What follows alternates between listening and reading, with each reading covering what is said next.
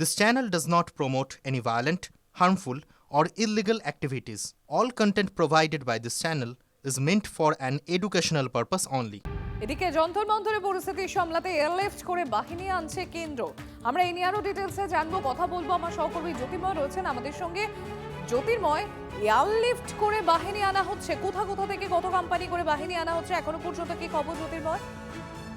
কেন্দ্রীয় স্বরাষ্ট্রমন্ত্রক সূত্রে খবর যে ছত্তিশগড় থেকে 20 company CRPF 10 company CRPF Chhattisgarh থেকে এয়ারলিফট করে আনা হচ্ছে। ইতিমধ্যেই পশ্চিমবঙ্গ থেকে 20 কোম্পানি সিআরপিএফ এয়ারলিফট করে আনা হয়েছে বলে সূত্র মারফত খবর। পশ্চিমবঙ্গের নির্বাচনের পরেও নির্বাচন পরবর্তী সন্ত্রাস, নির্বাচন পরবর্তী হিংসা রুখতে সিআরপিএফদের সেখানে মোতায়েন করে রাখা হয়েছিল এবং তাদের এবার রাজধানী দিল্লিতে এয়ারলিফট করে ইতিমধ্যে নিয়ে আসা হয়েছে বলে খবর। এর পাশাপাশি যেটা সব থেকে বেশি তাৎপর্যপূর্ণ, বিএসএফ, আইটিবিপি, এসএসবি অর্থাৎ সিএপিএফ এর আন্ডারে, সেন্ট্রাল রিজার্ভ পুলিশের আন্ডারে যারা যারা রয়েছে তাদের প্রত্যেককে দিল্লির আইন শৃঙ্খলা পরিস্থিতি কাজে লাগানোর জন্য ব্যবহার করা হচ্ছে। র্যাফের একটি গুরুত্বপূর্ণ ট্রেনিং ছিল, যে training all India basis training, সেই ট্রেনিং ক্যান্সেল করে দেওয়া হয়েছে এবং র্যাফের যত ইউনিট দিল্লিতে মজুদ রয়েছে তাদের সকলকে রাজধানীর রাজপথে নামানো হচ্ছে। দিল্লি পুলিশ ইতিমধ্যেই ঘোষণা করেছে যে তাদের সমস্ত পুলিশ, সমস্ত ইউনিটের পুলিশদের ছুটি বাতিল করে দেওয়া হয়েছে, এমনকি তারা উইকলি অফ পর্যন্ত পারবে না। অথচ এই মুহূর্তে দাঁড়িয়ে পরিস্থিতি যে জায়গায় রয়েছে সেই জায়গা যথেষ্ট উদ্বেগজনক। জ্যোতির্ময়, খুব স্বাভাবিকভাবেই আমরা জানি গতকাল কংগ্রেস জনতা পার্টির তরফ থেকে দুজন প্রতিনিধি তারা কথা বলেছেন, জেপি নাড্ডা এবং জিতেন্দ্র সিং এর সঙ্গে তারা বৈঠক করেছেন, দাবি দাওয়া পেশ করেছেন। আজ অবধি তাদের কেন্দ্রকে সময় দেয়া, আজকে আবারও বৈঠক হওয়ার কথা। এবং তার মধ্যে এই যে এয়ারলিফট করে বাহিনী আনা, এটা কিসের ইঙ্গিত? দেখো, তার কারণ একটাই, এখনো পর্যন্ত যে ইঙ্গিত আমরা পাচ্ছি যে এই ককরোচ জনতা পার্টির মূল যে দাবি, অর্থাৎ ধর্মেন্দ্র প্রধানকে পদত্যাগ করাতে হবে, সেই দাবি সরকার মানছে না। স্বাভাবিকভাবেই আজ দুপুর 3:30 দিল্লির কনস্টিটিউশন ক্লাবে যে বৈঠক রয়েছে, সেই বৈঠক থেকে কোনো ইতিবাচক ডেভেলপমেন্ট বেরিয়ে আসবে এমন প্রত্যাশা করা যায় না।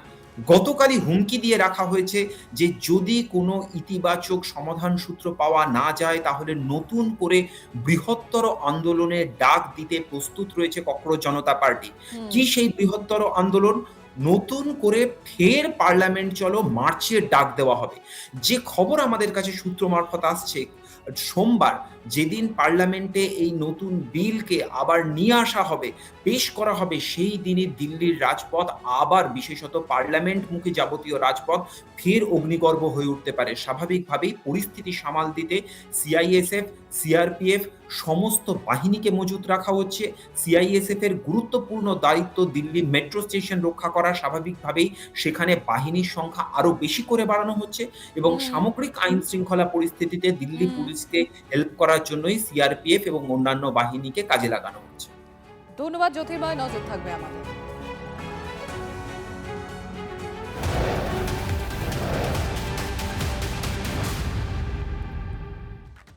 নিট প্রশ্ন ফাঁস কাণ্ডে উত্তাল দিল্লি, আজও বন্ধ একাধিক মেট্রো স্টেশন। সেন্ট্রাল দিল্লিতে আবারও বন্ধ 18টি মেট্রো স্টেশন। গতকাল 17টি স্টেশন বন্ধের পর নিউ দিল্লি মেট্রো স্টেশন ব্যবহার করে যন্তর মন্তরে পৌঁছানোর জন্য সোশ্যাল মিডিয়া আবেদন করতে থাকেন প্রতিবাদকারীরা।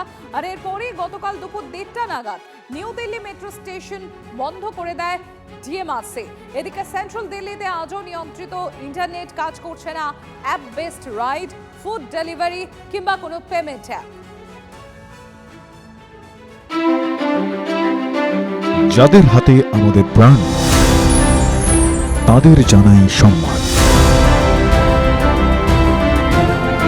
টিভি9 Bangla health conclave.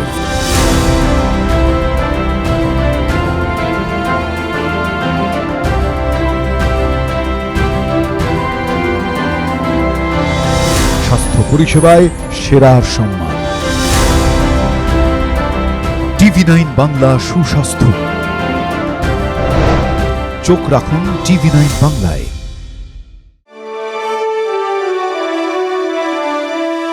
Co-powered by Jagannath Gupta Institute of Medical Sciences and Hospital.